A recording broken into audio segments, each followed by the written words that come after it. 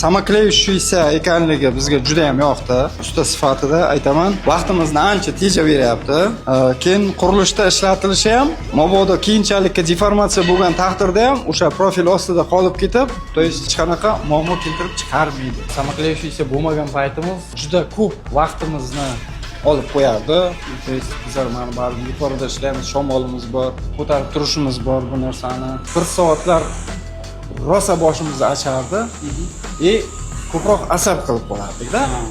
Hozir profilga kleylaymiz, уже hech qanaqa muammo yo'q. Обычный profilda ishlab ketaveramiz. Men buni yoqadigan tarafi yana zilzila bo'lgan paytda ostidan chiqib ketib qolmaydi, bu profil bilan turadi, o'sha narsa.